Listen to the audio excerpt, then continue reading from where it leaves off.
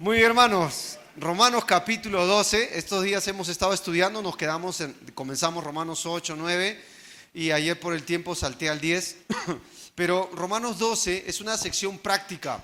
Y hermanos, tiene que ver mucho con vivir de acuerdo a lo que yo creo, con vivir de acuerdo a la posición en Cristo. En la India hay una costumbre como ellos amaestran, educan a los elefantes. Desde pequeños a los elefantes se les amarra en una estaca y se les tiene con una cuerda amarrada cuando son bebés y van creciendo. De manera que el elefante no pueda moverse. Ahora, voy a aclararte algo. Cuando el elefante va creciendo, evidentemente en su fuerza más robusta, va creciendo y se va volviendo más fuerte, ya que esa estaca no es coteja para que el elefante se mueva. Pero aún los elefantes grandes lo amarran a una estaca y ¿qué creen que sucede? No se mueve, porque lo han mentalizado a vivir de acuerdo a esa estaca. Ahora, hermanos, el libro de Romanos, todos los capítulos del 1 al capítulo 11, Pablo ha dado una sección teológica, muy teológica, de cómo nosotros debemos vivir de acuerdo a lo que Cristo hizo por nosotros. Pero a raíz del capítulo 12 hasta el capítulo 16, va a decir cómo el cristiano debe vivir. Hemos aprendido estos días que el cristiano es escogido, gracias a Dios por eso, que es predestinado y nada va a estorbar el plan de Dios, ni la vida, ni la muerte, ni una enfermedad, ni ninguna otra cosa creada va a estorbar que lleguemos a ser semejantes a Cristo y que lleguemos a la presencia de Dios. Todo ayudará a bien, a los que aman a Dios, todas las cosas ayudan, a eso se refiere. También hemos aprendido que Dios nos llamó de las tinieblas a la luz y justamente habla de eso. Y un día Dios, después que hay todo ese proceso, nos va a glorificar, aunque Él ya nos ve glorificado. Si tú te ves en el espejo de la palabra de Dios, es evidente que todavía tenemos manchas, arrugas, pero el proceso es llevarnos a ser como el Hijo de Dios. Y un día le veremos tal como es, primera de Juan 3, porque seremos semejantes a Él. Y hermanos, esta carne no puede heredar la gloria eterna, pero un día Dios transformará nuestro cuerpo. Y ese es el proceso de la glorificación. Pero la pregunta es, ¿qué hacemos todavía aquí en la tierra y cómo vivimos de acuerdo a la posición que Dios nos ha dado en Cristo? Uno de los puntos acá que Pablo va a tratar, y es importante tocarlo, es cómo tratarnos unos a otros y sobre todo cuando nos consideramos enemigos. Así que me gustaría hablar de eso, porque uno nunca se parece más que Cristo, como a Cristo, que cuando uno debe perdonar. No agache su cabeza, pero todos acá hemos sido ofendidos más de una vez. Y a veces entre creyentes, usted va a ver que en las iglesias prefieren cambiarse de iglesia a ver el rostro de aquel con que se han ofendido. Yo no sé si está de moda, pero a veces hacemos la ley del hielo. Ahí está, y yo me voy para acá y él se va para acá, ¿cierto? Bueno, la Biblia nos enseña cómo tratar con aquellos que nos ofenden de acuerdo a nuestra posición en Cristo. Acompáñame a estos textos que tienes aquí, Romanos capítulo 12, mira el versículo 9, solo vamos a leer desde el 9 hasta el 21. Leo y me sigues con la lectura. El amor sea sin ¿qué? Sin fingimiento. Aborreced lo malo, seguid lo bueno. Amaos los unos a los otros con amor fraternal. Y en cuanto a honra, prefiriéndoos los unos a los otros, en lo que requiere diligencia, no perezosos, fervientes en espíritu, sirviendo al Señor, gozosos en la esperanza, sufridos en la tribulación, constantes en la oración, compartiendo para las necesidades de los santos, practicando la hospitalidad. Ahora mira cómo de manera muy puntual el apóstol va a señalar detalles, verbos. Bendecid, ¿a quiénes? A los que te persiguen. Te lo estoy traduciendo. Bendecid y no ¿qué? No maldigáis. Hermanos, cada vez que veas un no, subráyalo. No. Gozaos con los que se gozan y llorad con los que lloran. Unánimes entre vosotros, ¿qué se vuelve a repetir? No ¿qué? No altivos, sino asociándoos con los humildes. ¿Y qué más vuelve a repetir? No ¿qué? No seáis sabios en vuestra propia opinión. Mira otro no, versículo 17. No ¿qué? No paguéis a nadie mal por mal. Procurad lo bueno delante de los que me caen bien. Delante de todos los hombres, si es posible, subraya eso, si es posible. Luego hay una coma, ¿cierto? En cuanto dependa de vosotros, hay otra coma. Estad en paz con todos los hombres. ¿Qué vuelvo a repetir? No que os venguéis vosotros mismos, amados míos, sino dejad lugar a la ira de Dios. Porque escrito está, mía es la venganza, yo pagaré, dice el Señor. Así que, conclusión, si tu enemigo tuviere hambre, dale de comer. Si tuviere sed, dale de beber. Pues haciendo esto, ascuas de fuego amontonarás sobre su cabeza. Todos juntos, que vuelvo a repetir, no seas vencido de lo malo, sino vence con el bien el mal. Oremos. Padre, queremos pedirte que transformes nuestra manera de pensar con tu palabra. Danos la persuasión y la voluntad sometida a la Escritura, porque es tu voz y es tu opinión más alta que cualquier concepto humano, más alta que el sentir de nuestro corazón o nuestra propia carne. Ayúdanos a someternos a la Escritura, porque tu palabra dice, no que seremos felices cuando sepamos, sino cuando sepamos y lo hagamos. Y Señor, oramos para que tú nos ayudes a vivir en armonía, porque solo entonces el mundo sabrá que tú has venido y has traído las buenas noticias por medio de la iglesia. Oramos estas cosas. Muéstranos un poco más de nuestro Salvador. En el nombre de Cristo Jesús. Amén. Muy hermanos, esta es una sección muy práctica. Tú vas a ver muchos nos acá. ¿Alguna vez se han detenido a leer los 10 mandamientos? El decálogo de la nación de Israel. Éxodo 20, Deuteronomio también vuelve a repetir, son puros nos. ¿Y quiénes son los que normalmente dicen, ay, todo es no? ¿Quiénes normalmente lo dicen? Los hijos, ¿cierto? Y hermanas, ¿qué es no? Hermanas, solo hermanas, ¿qué es no? ¿Ya ves? ¿Cierto? Muy simple, ¿no? Y mamá, ¿y por qué no? Le dice mi hijo o mis hijos a mi esposa. ¿Por qué no? ¿Por qué no? Qué gran filosofía, ¿no? Muy profundo esa verdad, ¿ya? Pero otra vez, la Biblia está llena de nos. Y creo, hermanos, que aquí nadie es más sabio que Dios, ¿cierto? Dios ha puesto estos principios, son principios, así que hay que practicarlos para poder nosotros desarrollar justamente cómo tratar con los que nos hacen daño, con personas que se oponen. Los creyentes acá, en Roma, tenían que lidiar con los romanos. Yo te cuento algo que le contaba a los hermanos estos días. Ser cristiano en Roma era terrible. Ahí estaba Nerón, mató a su madre, luego incendió a Roma, le echó la culpa a los cristianos. Él era un buen arquitecto, yo le decía a los hermanos, pero él tenía este principio en su mente, esta filosofía: para construir hay que derribar. Así que quemó Roma, y antes de que la venganza de los romanos viniera sobre él, él dijo, vamos a culpar a los cristianos. Inauguró o reaperturó el circo romano, la arena romana. Y ahí los entregó a los cristianos, a las fieras salvajes o a los gladiadores. Esto por historia lo sabemos. Y hermanos, así que podemos ver en este caso que los creyentes en Roma tenían que lidiar con sus enemigos. ¿Quiénes eran sus enemigos?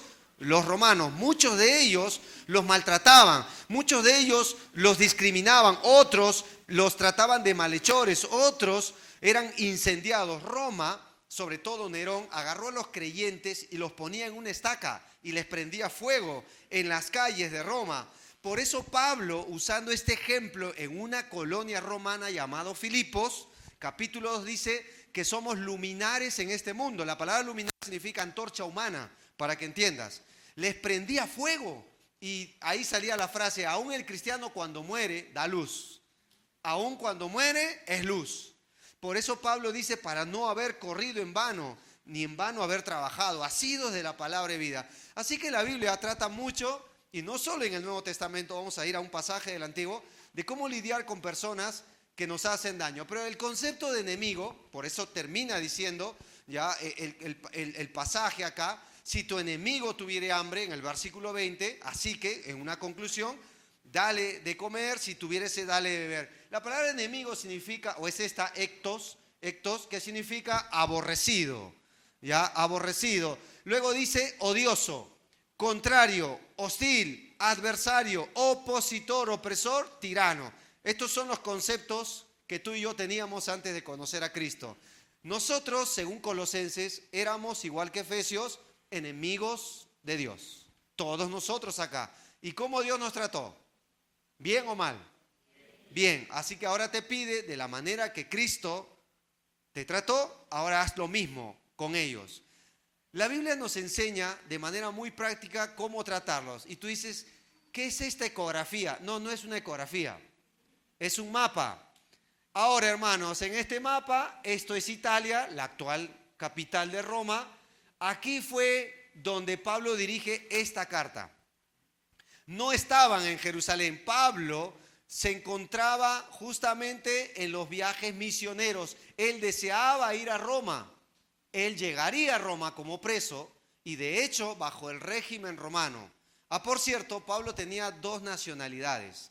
Era judío de nacimiento, pero también romano por haber nacido bajo el imperio romano de nacimiento.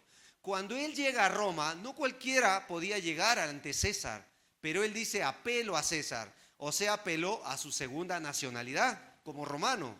Y él fue llevado a César y este es todo el viaje que él va a tener, toda esta odisea. De estos lugares vas a encontrar Malta, Siracusa, Regio, Puteoli, y tú vas a ver que llega a 3 tabernas y finalmente llega a Roma, no como predicador, pero sí como preso. Y ahí Pablo va a lidiar lo que sería su última defensa y ahí sería ejecutado, según la historia, sería decapitado. Él no dice voy a morir, él dice el tiempo de mi partida está cercano. Y él va a decir, por lo demás, me espera la corona de, la cual me dará el Señor, juez justo, y no solo a mí, sino a todos los que aman lo que hemos celebrado al principio en la Santa Cena, ¿cierto? Todas las veces que reunieres, comieres este pan, bebieres esta copa, la muerte del Señor anunciamos. ¿Hasta cuándo, hermanos? Así que ese es nuestro deseo, nuestra expectativa como creyentes, porque Él va a volver. Yo creo que esto tal vez puede ser en estos días, hoy, pero ya te lo dije. ¿Listo, hermanos? No sé qué hora ni cuándo, pero Él va a volver y Él no puede mentir. Así que este mapa nos explica muy bien todo esto de la travesía de Pablo y los creyentes. Pablo estaba preocupado por cómo trataría los cristianos y cómo responderían ante la amenaza de sus enemigos. Bien, hermanos, en primer lugar, como son principios prácticos, vamos de frente al pasaje. Mira conmigo Romanos capítulo 12. Primero definamos bien qué es el amor. Versículo 9. Léalo conmigo, por favor. Dice, el amor sea sin qué. Ya, haz un alto. ¿Cómo no debe ser el amor entre nosotros? No. ¿Cómo no debe ser el amor entre nosotros? Ya, yo quería comenzar por ahí, aunque el pasaje central está en el 17 en adelante.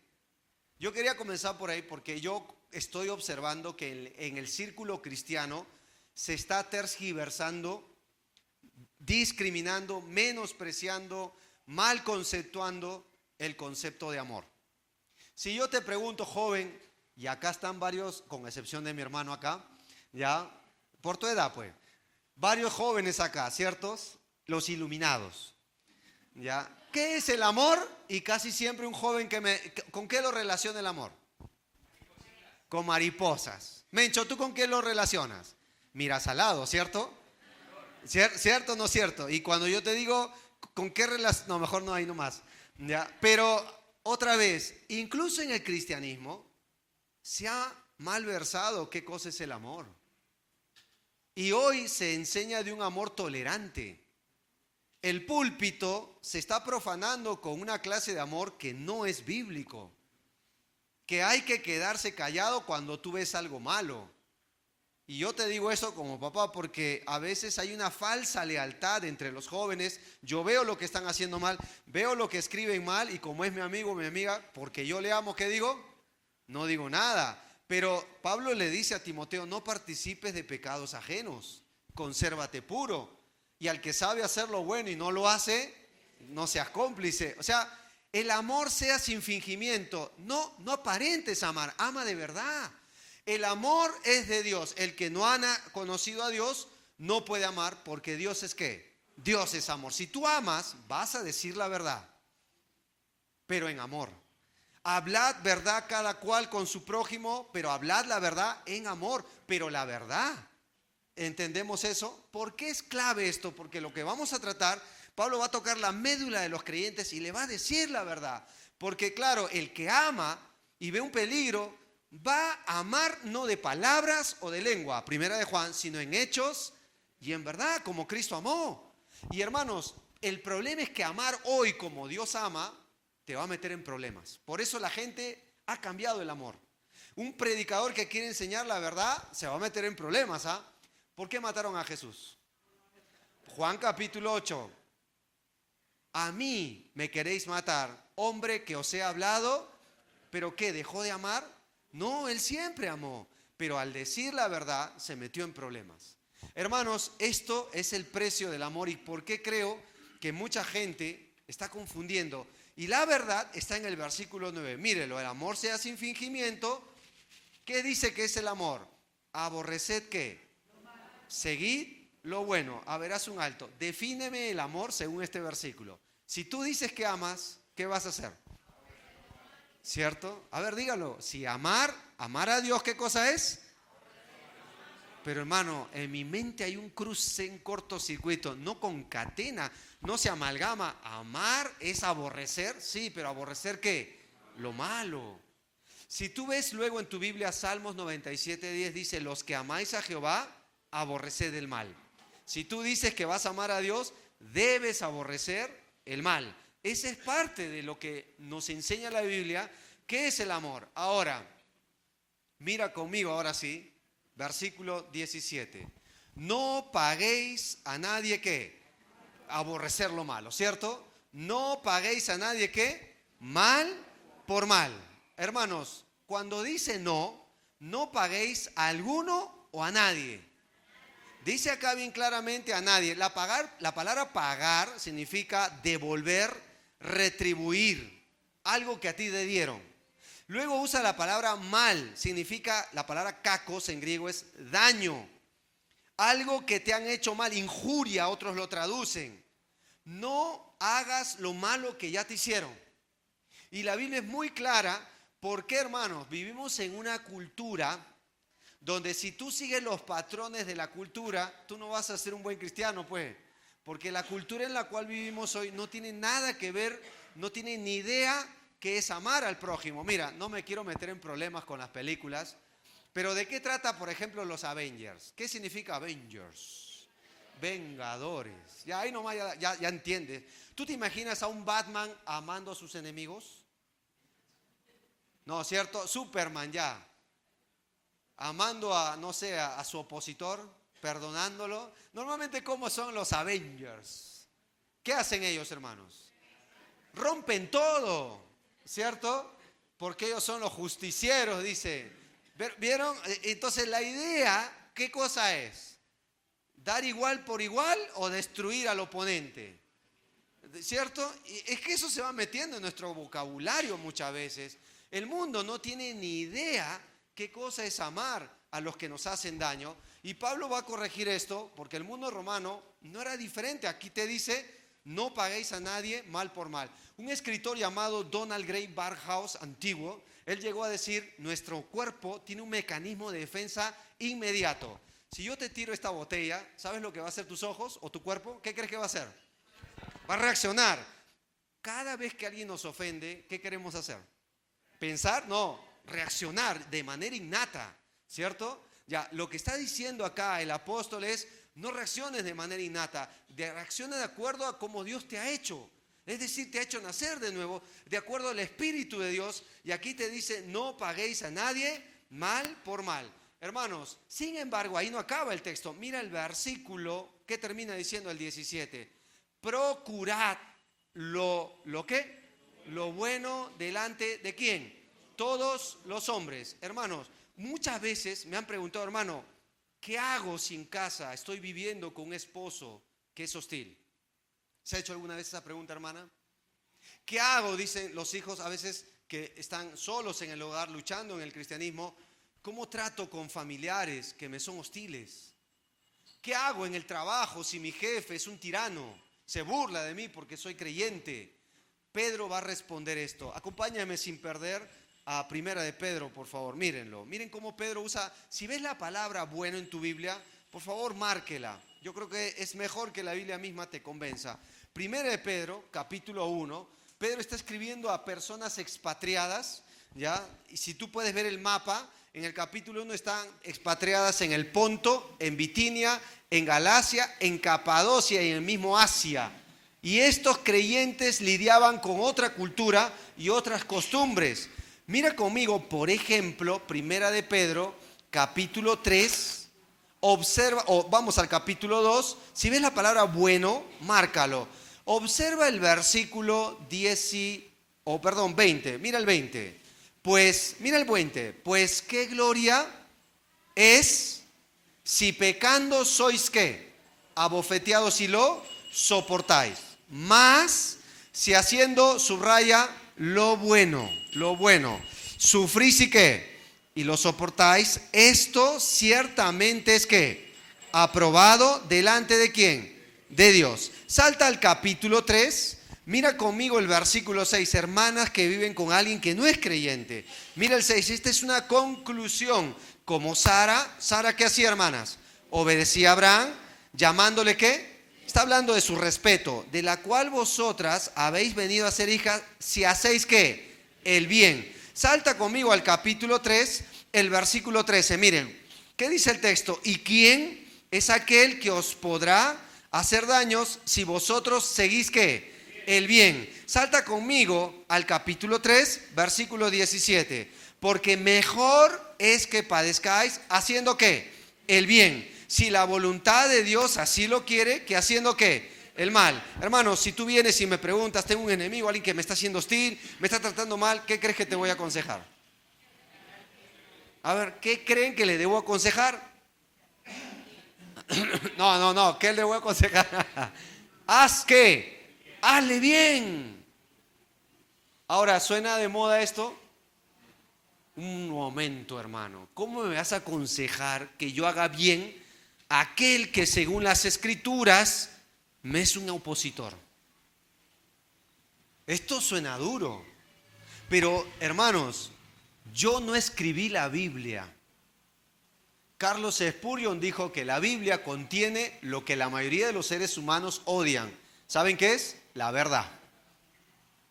Y la verdad perfora.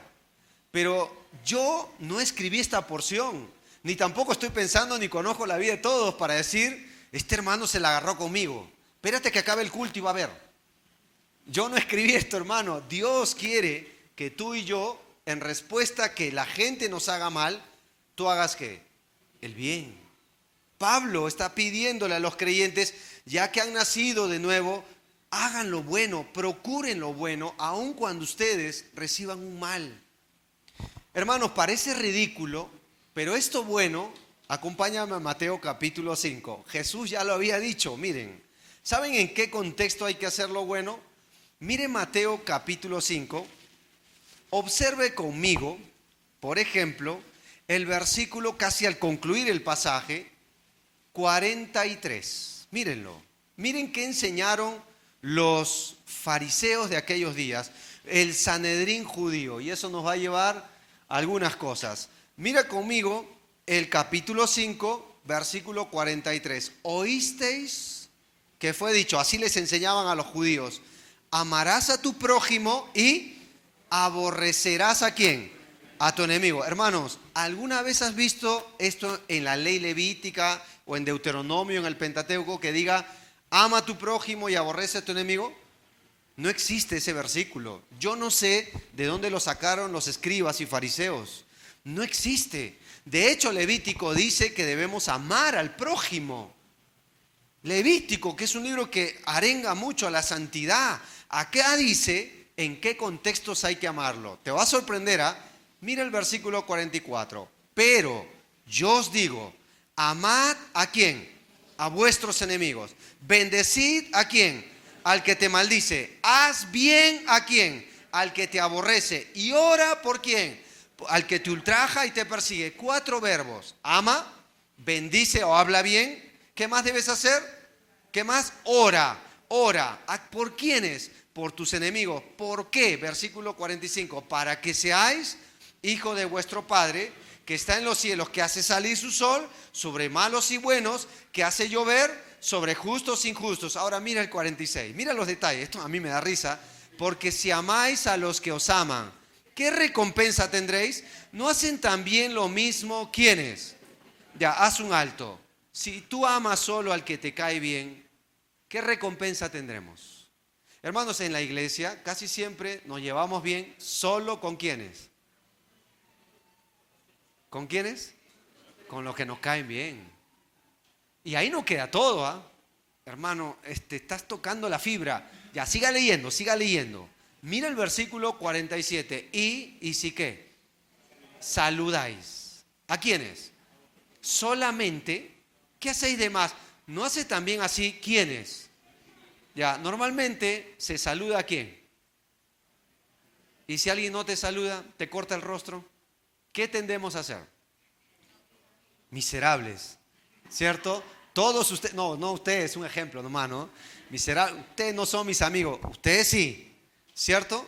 Muy bien, ahora con esto en mente, pongamos un buen ejemplo en la Biblia. Primera de Samuel, capítulo 24. A ver, este pasaje es muy interesante.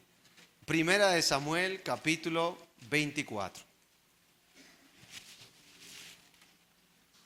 Déjame poner en contexto este pasaje. Este pasaje, hermanos, es asombroso para mí.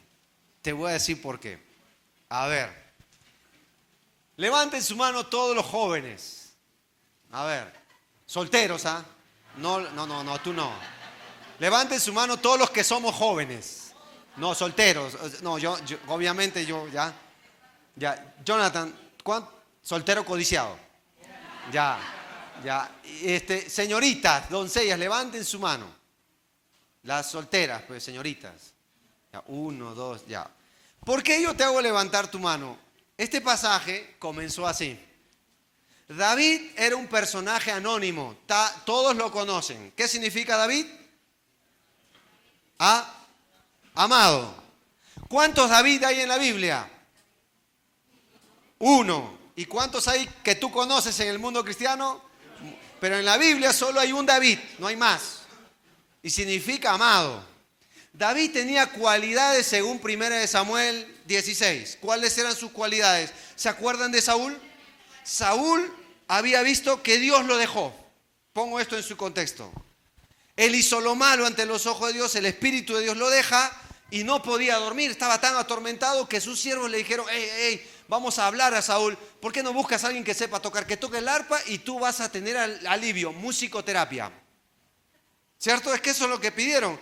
Había muchos músicos en el reino, sobre todo en Belén, pero un criado, que no se sabe quién es un anónimo, le dijo, yo he visto a un hijo de Isaí que sabe tocar. ¿Cuántos saben tocar acá? No la puerta, sino un instrumento. Ya, ahí está, ¿vieron? Sabe tocar. Ahorita me la agarro con ustedes. Pero después dice, es hombre de guerra. Alguien, ya sigamos. Que es valiente, prudente en sus palabras, rubio, hermoso de ojos. David era guapo. Alguien así como... Ya vamos a seguir mejor, ¿cierto? Pero era, dice, de buen parecer, pero algo final se dice de él. Y Dios ¿qué? Está con él. ¿Por qué Saúl pidió a David? Si habían otros músicos. ¿Pero por qué? Piensa un poco. Quería alguien, ¿se acuerda? ¿Qué perdió él? La presencia de Dios. Dijo, antes de arrepentir, que alguien venga de parte de Dios. Eso me hace parecer a muchos creyentes, hermano, ora por mí, pero ven tú a Dios. No, ora por mí nomás. Algo parecido, ¿no? Ya, muy parecido. Pero David fue y empezó a tocar y Saúl tenía alivio. Todo estaba bien hasta que, ¿te acuerdas la historia con Goliat? David nadie lo conocía ahí, era un personaje privado, soslayado, hasta que ese día se paró frente a Goliat. Y tú sabes lo que pasó. Le cortó la cabeza y cuando regresan a Jerusalén, ¿Quiénes salieron a su encuentro? Siempre las mujeres, ¿viste? Y entonces las chicas salen ahí, miraron, ¿quién es ese? Mira, el hermano Brian. Y el otro, ese es Johan, dice. No, sino dijeron, mira, ahí está Saúl. Saúl hirió a sus miles. Hasta ahí todo bien. Y después, David, sí, es que así fue, pues. David hirió a sus 10,000 y todas babeaban por David. Pero el problema es que David, justo la hija de Saúl, se enamoró de él. Y encima el hijo de David, de Saúl, el príncipe heredero, se hacen bien amigos de David. ¿Cómo crees que estaba Saúl? Dice, desde aquel día, Saúl no miró con buenos ojos a David, lo miró y dijo, ¿cierto? Entonces voy a idear algo. Lo voy a poner como jefe de guerra, el paje, que vaya adelante, que lo maten. No yo, que lo maten. Pero dice que David se portaba prudentemente, más bien era vencedor. Y, o sea, lo que él quería hacerle mal, Dios lo hacía bien. Hasta que un día Saúl, en un arranque de ira, dijo, ya no más. Y agarró una lanza. ¿Te acuerdas qué quiso hacer con David? No quería jugar, quería enclavarlo. 2 veces lo evadió porque David era astuto. Y en un arranque de ira, su hijo Jonatán lo quería defender. ¿Y qué quiso hacer Saúl con su hijo? Y le dijo, hijo de la perversa, y puntos suspensivos. Lo insultó. Y entonces cuando Jonatán se dio cuenta que la lanza estaba otra vez ahí, creo que mi papá sí quiere matar a David, dijo, ¿no? Ahí sacó una conclusión. La Biblia enseña que de ahí en adelante David sería fugitivo.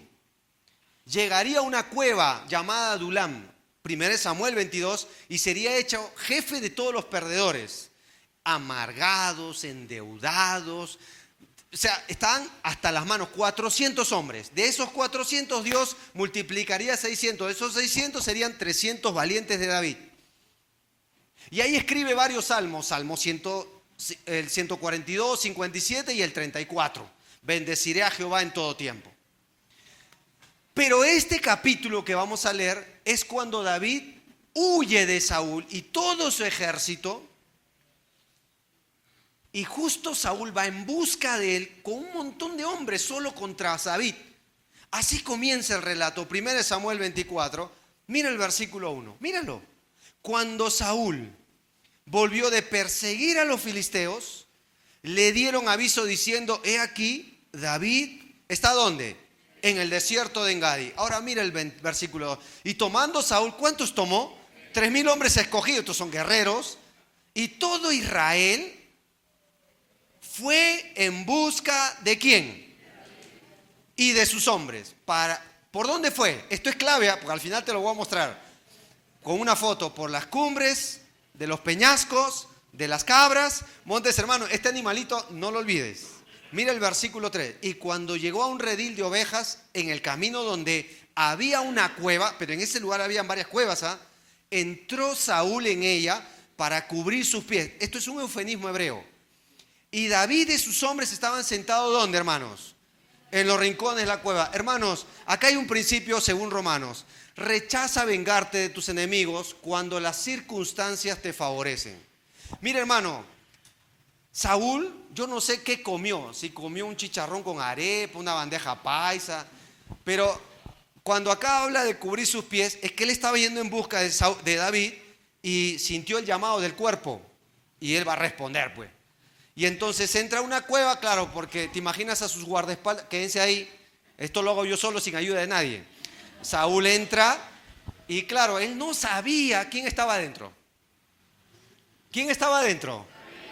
¿Solo David? Esos hombres esos sí eran, eran terribles. Ahora, si hubiera habido una cámara adentro, pobre Saúl. Y entonces Saúl entra. Claro, porque la cueva, no había baños portátiles, pero hermano. No me preguntes cómo se limpiaban, yo no sé, ¿entiendes? Pero la Biblia se habla de una estaca en el desierto. Pero bueno, cubre sus pies. Ya no te voy a explicar más detalles, tú sabes esto. Pero David y sus hombres estaban ahí y dicen, ¿quién entró? Oye, ese es Saúl. Hermanos, la probabilidad, sé sincero, que Saúl entre justo donde estaba David y sus hombres, ¿no era circunstancial? Ponte a pensar como los hombres de David. Uy, esto es de Dios.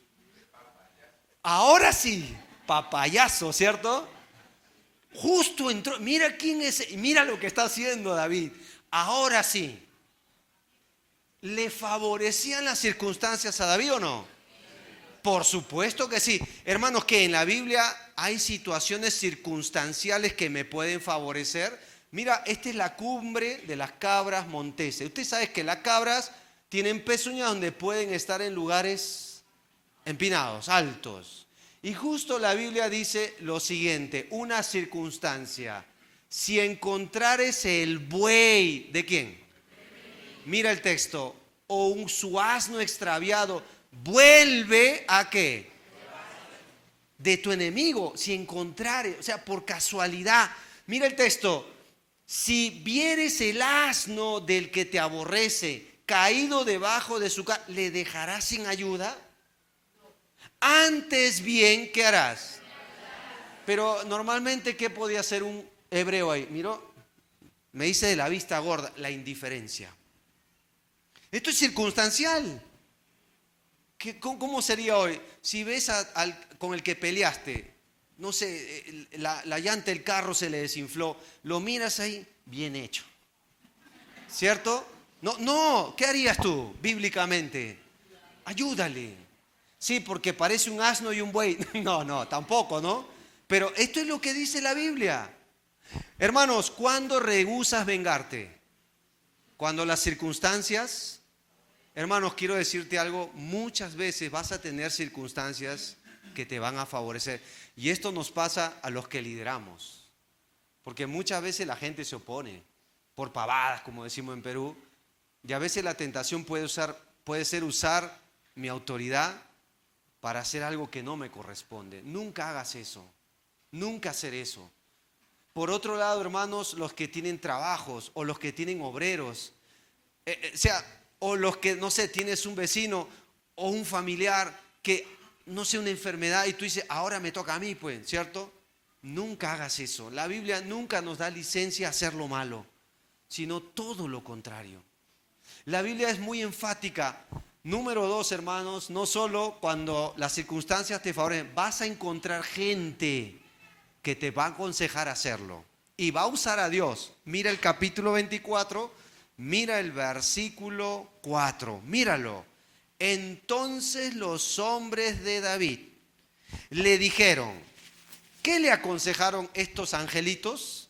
He aquí, mira el texto, el día que te dijo, ¿quién te dijo? Jehová. He aquí que entrego a tu enemigo en tu mano, este es el día. Y harás con él como te pareciere. Y se levantó David y calladamente, ¿qué hizo, hermanos? Cortó la orilla del manto de Saúl. Mira el 5. Después de esto, se turbó David, ¿dónde? De David, porque había cortado la orilla del manto ¿de quién? Y dijo a sus hombres, Jehová me guarde de hacer tal cosa contra mi Señor, el ungido de Jehová, que yo extienda mi mano contra él, porque es ungido de Jehová. Así reprimió David a Saúl, dice así, a sus hombres con palabras y no les permitió que se levantasen contra Saúl. Y Saúl, saliendo de la cueva, claro, ni cuenta se dio, siguió su camino. Yo me traté de figurar cómo David le cortó el manto, porque ¿qué estaba haciendo Saúl? Así, ¿no? Yo no sé cómo hizo, pero le cortó el manto. Ahora, hermanos, ¿qué consejo le dieron a David? Muy espiritual, ¿no? David, mira la voluntad de Dios. Es más, está escrito, este es el día que te dijo Jehová. Nos gozaremos y alegraremos en él. ¿Te imaginas acá? Pero eso le aconsejaron o no. Yo he visto gente usando el nombre de Dios como mercenario de sus propios planes, sin nada del Espíritu de Dios, hermanos. Miren, usaron el nombre de Dios para decir, bueno, la Biblia dice, ahí está tu enemigo, dale vuelta pues. Ahora es. ¿Qué otra situación? Hermanos, la Biblia es muy enfática al decir justamente, mira el texto, no paguéis, le hemos leído en Romanos, a nadie que procura lo bueno delante de todos los hombres. Y en cuanto dependa de vosotros, estad en paz con todos los hombres. Voy a hacer un alto. En cuanto dependa de qué. Hermanos, a veces yo veo este versículo de Romanos que lo usan mal. Tú tienes que estar en paz con todos los hombres. ¿Eso dice el texto? Mire bien el texto. No me mira a mí, yo no tengo la respuesta. En cuanto dependa de qué. Y acá hay una coma. A veces no depende de ti ni de mí. Porque tú puedes hacer lo bueno y la persona, ¿qué puede seguir haciendo? Lo malo. Pero tú haz lo correcto ante Dios. Dice, estad en paz con todos los hombres. No os venguéis vosotros mismos, amados, sino dejad lugar a la ira de Dios. Pero mira qué más dice el texto acá. Si es que a veces no es posible. A veces no es posible. Por eso dice, si es que. Es que a veces no es posible, hermanos. Y es más, Jesucristo, lo que acabamos de leer, mira el texto. Amad, bendecid, haced bien y orad. Si tienes un enemigo, quiero animarte a ámale, habla bien, hazle bien y ora por él. Eso es lo que Dios quiere que hagamos. David creo que entendió este principio y va a rehusar desquitarse con Saúl. Solo estoy repasando lo que acabamos de leer. Y estoy siendo enfático cómo Dios quiere que tratemos con personas. Y por cierto, esto no es solo del Nuevo Testamento. A ver, léanlo conmigo. Cuando cayere tu enemigo. Mira, hermano, mira este texto. Haz un alto ahí. No te regocijes. ¿Sabes qué significa esto? No te alegres.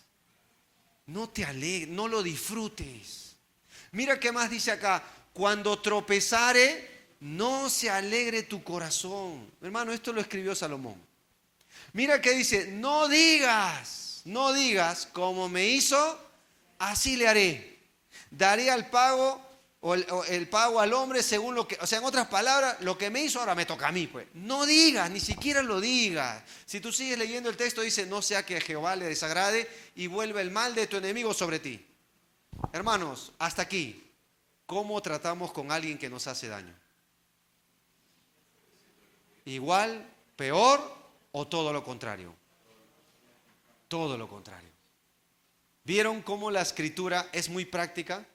No nos deja lugar a dudas de cómo tratar con personas que nos hacen daño, aun cuando gente te puede aconsejar. Nunca hacer mal por mal a nadie. Rehúsa la venganza. Y 2, busca la reconciliación. Voy a hacer un alto antes de entrar a este texto en los pasajes finales.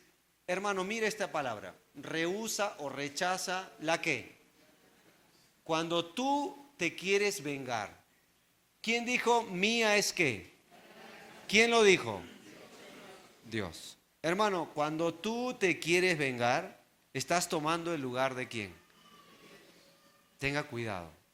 Y cuando un humano toma la venganza en su mano, está actuando, te lo voy a traducir como un impío. Hermano, me parece muy duro, lo vas a leer.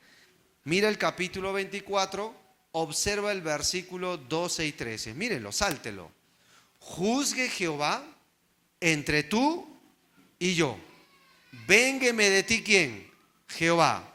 Pero mi mano, dice 1 Samuel 24, 12, no será contra ti. Ahora mira qué recordó David. Como dice el proverbio de los antiguos, de los impíos saldrá ¿qué? Así que mi mano no será contra ti. Vengarse es lo mismo que ser un ¿qué? Dígalo, lo mismo que actuar como un ¿qué? Como un impío. El único que puede vengar, ¿quién es? Dios. Nunca tomes el lugar de Dios. No lo hagas. ¿Vieron? David está siendo práctico acá y reprimió más bien a sus hombres. Cuidadito que alguien toque a Saúl. Ahora, hermanos, David va a buscar la reconciliación. 1 Samuel capítulo 24. Mira el versículo 8 y ahí vamos a ir concluyendo. Mira el versículo 8. También David se levantó después y saliendo de la cueva, mira bien, dio voces detrás de ¿quién? diciendo, mi desgraciado ahora vas a ver. ¿Así le dijo? Mi señor, ¿qué? Ya, haga un alto. ¿Cómo está tratando David con Saúl? Con respeto. Si vas a arreglar un problema y tú quieres ir a ganar en el problema, ya estás yendo mal. Siempre con respeto.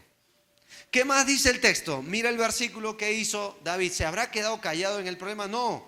Mi señor el rey. Y cuando Saúl miró hacia atrás, ¿qué hizo David? Se inclinó o inclinó su rostro a tierra e hizo ¿qué? ¿Por qué se inclinó? Hermanos, miren, yo creo que por esto la gente no quiere reconciliar. Prefiere cambiar de país, cambiar de escuela, cambiar de iglesia a buscar arreglar. Te voy a decir por qué. Porque reconciliar tiene un precio. Arriesgas mucho. Estos eran los valientes de David. ¿Qué crees que arriesgó David? David, ¿tú mataste a Goliat? ¿Realmente lo hiciste? Se te han acabado los pantalones, David, ¿ah? Que no puedes matar a tu enemigo. Te has vuelto blandito, David. ¿Qué más arriesgó? ¿Qué pasa si Saúl sacaba la espada? Podía haberlo matado. Porque ¿para qué fue a ese lugar? Para matar a David. Pudo haber gritado a sus hombres, ¡hey! Acá está, lo tenemos en tierra. Pero se han dado cuenta que David le interesa quedar más bien con Dios que con Saúl. Él quiere hacer lo correcto. Busca lealtad. Y al poner su rostro en tierra, te está diciendo algo por lo cual tú y yo no queremos arreglar. Porque para reconciliar se necesita algo. Humilla. Y yo no me quiero humillar. Porque humillarse es símbolo, incluso en el cristianismo, de debilidad. Hermanos, quiero hacerte una pregunta. Cristo se humilló, Filipenses 2, a sí mismo, tomando forma y siendo semejante a nosotros, fue a la cruz en obediencia al Padre. ¿Fue débil Jesús? Voy a preguntar, ¿fue débil Jesús? ¿Quieres ser como Él? Yo quiero ser como Él. ¿Qué debemos hacer? Humillaos bajo la poderosa mano de Dios. Y Él nos exaltará. ¿Vieron la diferencia? Pero aún en el mundo cristiano, no, yo cómo voy a humillar. A propósito, fue ella la que me ofendió. ¿Yo por qué tengo que ir? Mire, hermano, qué error. ¿Quién ofendió? ¿Nosotros o Dios? ¿Y por qué Él tuvo que venir primero? ¿Quién dio el primer paso? ¿El ofendido o el ofensor? ¿Quién da el primer paso en una reconciliación? ¿Quién da el primer paso? ¿Te ha ofendido alguien? ¿Quién debe dar el primer paso? Tú. Porque es la manera como Jesús arregló el problema. Él dio el primer paso, pero pagó un precio. Y tuvo que morir en manos de aquellos que Él mismo amó primeramente. No le entendieron. Lo quisieron matar. Pero hermanos, otra vez, son principios prácticos de acuerdo a nuestra posición en Cristo. Y David va a buscar la reconciliación. ¿Cómo concluye este pasaje? Mira conmigo el versículo 9. Y dijo David a Saúl. Hermano, marque bien este texto y por favor entiéndalo. ¿Por qué oyes qué? Las palabras. A ver, léanlo todos conmigo. ¿Por qué oyes las palabras de los que te dicen? Mira que David procura tu mal. Ya, acá David va a enfrentar el problema no con Saúl. No te preocupes, no fue nada, hermano. Mira, Saúl, la verdad, no te preocupes. Cualquiera, errar es humano. Va a presentar los hechos. Lo primero que le dice es, Saúl, hay un tercero que te está envenenando contra mí. Siempre un tercero. Saúl ya tenía un problema con David, pero había alguien que le estaba tirando carbón, que quería apagar el fuego con gasolina. Y yo creo por 2 capítulos después que era Abner, porque después David va a confrontar a Abner. Tú debías haber cuidado a tu señor, porque algo muy parecido va a pasar, solo que con un sueño. ¿Sabes lo que dice la Biblia de esos terceros que les gusta tirar leña? Que Dios aborrece al que siembra discordia entre hermanos. Y aquí David va a presentar los hechos. ¿Tapó la verdad? ¿La minimizó? No, dijo la verdad en amor, pero la dijo, hermano. Reconciliación a cualquier precio no es reconciliación. La reconciliación siempre está en la base de la verdad. Y David va a presentar cuál era el problema de Saúl. Y Saúl va a ser confrontado por David. Y mira el versículo 11. Ahora entiendes por qué cortó el borde de la orilla de Saúl, de su manto. Mira el 11. Y mira, Padre mío, mira la orilla de tu manto en mi mano, porque yo corté la orilla de tu manto, no te maté. Conoce pues que no hay mal ni traición en mi mano, ni he pecado contra ti. Sin embargo, tú andas a casa de mi vida para quitármela. Y ahí viene, ¿no? Juzgue Jehová entre tú y yo. Hermanos, ¿qué está haciendo David? Está presentando los hechos. Está tratando de resolver el problema. Intenta él restaurar. El problema es que no siempre hay una restauración. Pero él puso su caso en la corte más elevada del universo. ¿Quién es? Dios. Preguntas. ¿Cambió Saúl? 2 capítulos después, ¿saben lo que va a volver a hacer Saúl? Y más adelante, aquí en este mismo capítulo, va a llorar Saúl. Va a llorar, lo va a hacer llorar, pero tranquilos, él no se está arrepintiendo. No hay un avivamiento interno en Saúl. Solo la justicia de David le está impactando a Saúl. ¿Cómo lo sabemos? Si saltas al capítulo 24, mira conmigo el versículo 17. Esto es muy parecido a lo que leímos en Romanos. Y dijo David, más justo eres tú que yo, que me has pagado con bien, habiéndote yo pagado ¿con qué? Traducimos, según Romanos, si tu enemigo tuviere hambre, veneno, ¿cierto? Si tuviere sed, embúteselo por la garganta, ¿sí dice?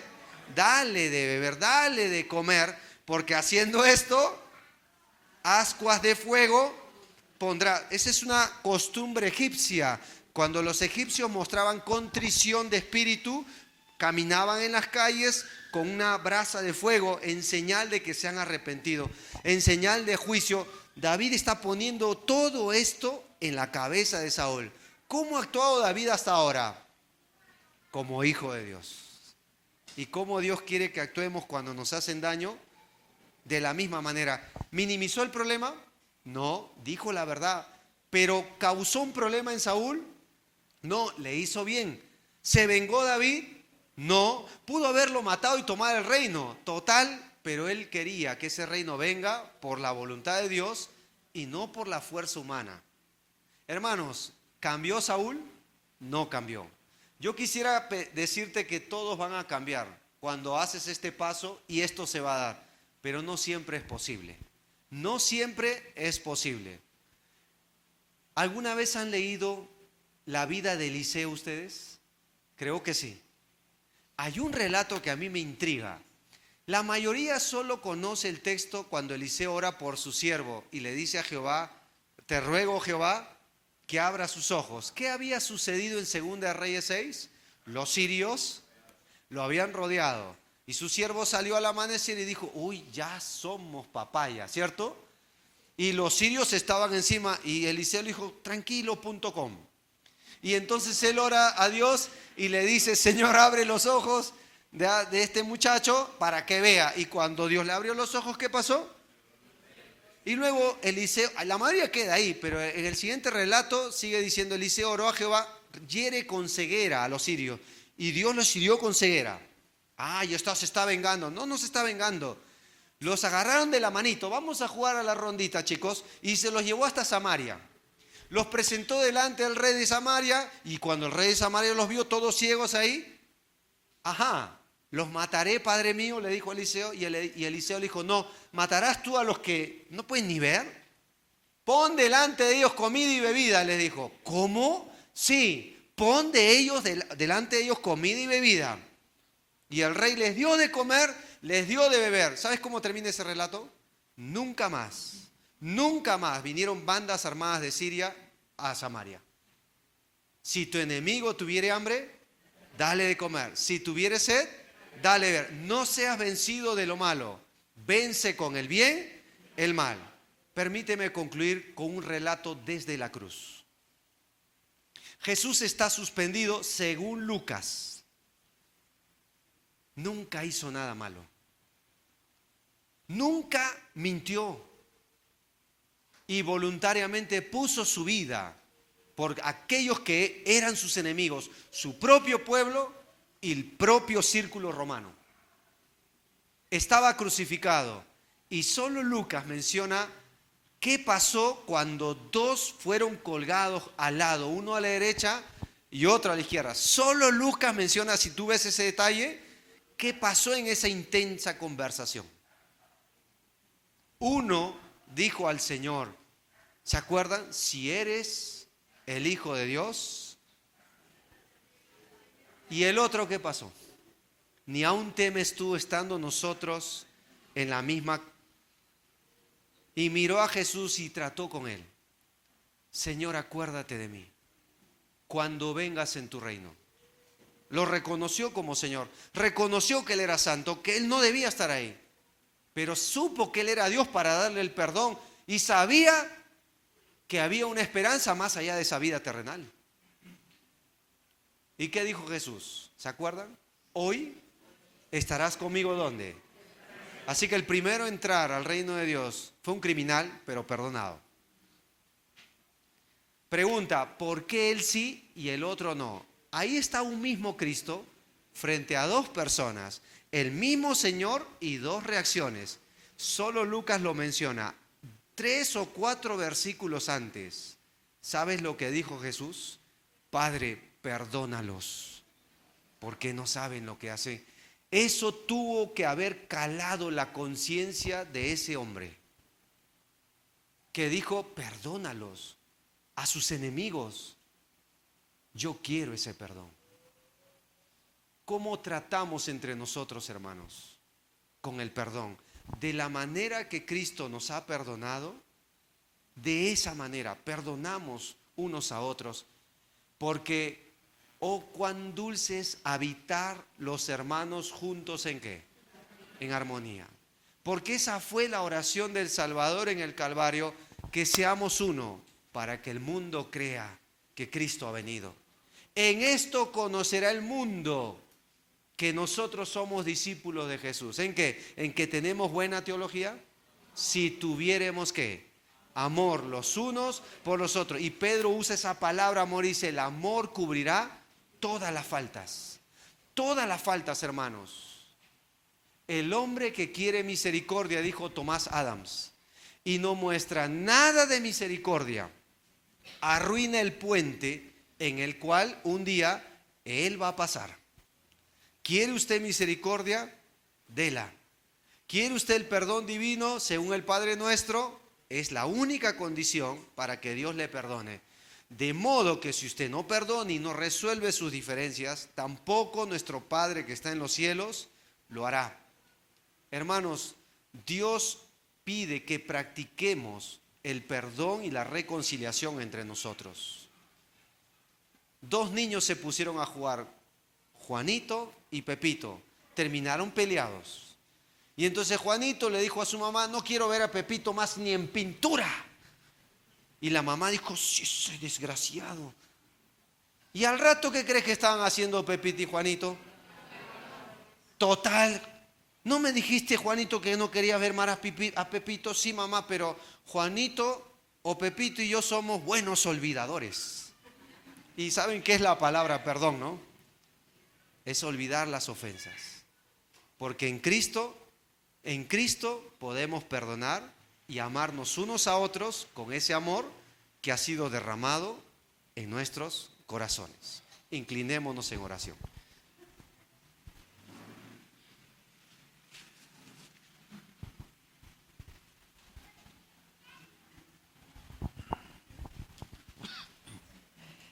Padre, te damos muchas gracias, Señor, por hablarnos en este día. Dura palabra es esta, Señor, porque la verdad, Señor, toca con esa parte que es tan difícil de manejar en nosotros, tus hijos, porque nuestro ego, nuestro orgullo, Señor, se sobrepone al amor que tú mostraste de la cruz.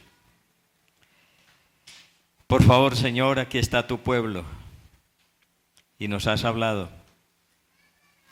Rogamos, Señor, que tengas misericordia de nosotros, Señor. Ten misericordia, por favor, Dios. Ayúdanos en esta debilidad que tenemos todos, Señor. Porque siempre andamos, Señor, defendiendo nuestros propios intereses a costa de los demás. No nos importa si el otro sufre. Lo importante es yo salir avante, yo salir como el triunfador, destruyendo, destrozando, Señor, la conciencia de mi hermano. Ayúdanos, Señor.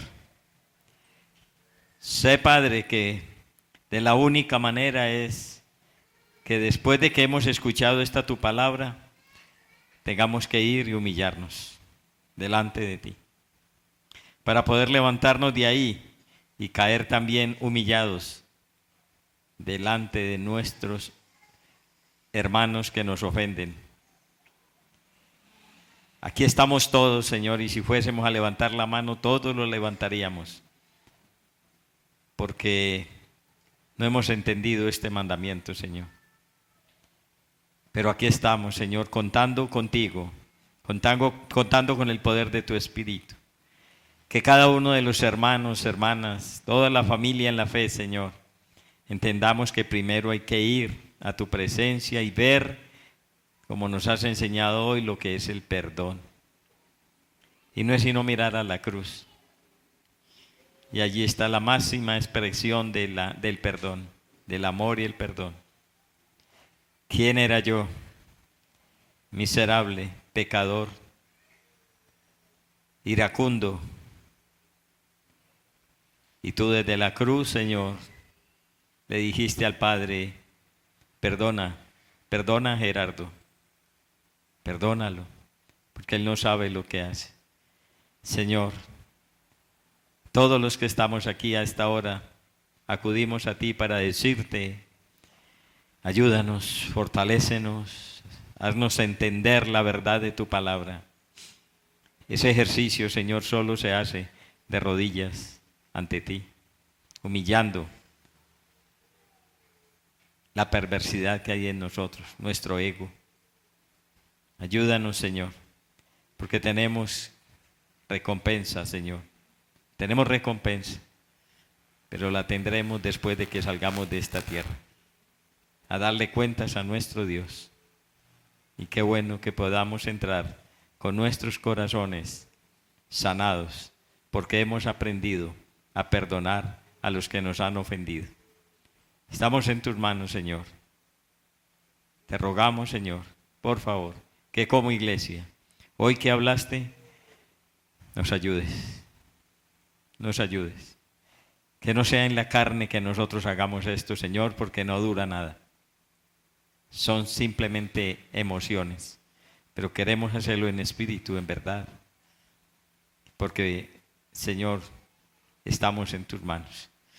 Bendice pues a todo este pueblo, a tu iglesia. Bendícela, Señor. Rodéanos con tu protección, Señor. Ayúdanos a ser esos adoradores de verdad, Señor, al escuchar esta palabra que hoy nos has dado. Bendice la vida de Brian, Señor, de su familia. Guárdalos y protégelos. Llévanos ahora con bien a todos, Señor, hasta nuestros hogares y que reflexionemos en esta palabra. Que no vamos a salir con emociones de aquí, queriendo perdonar a todo mundo, si no lo hemos hecho de corazón. Entonces, Señor, en tu mano nos ponemos y te damos gracias en el nombre precioso de nuestro buen Dios y Salvador Jesucristo. Amén. Amén.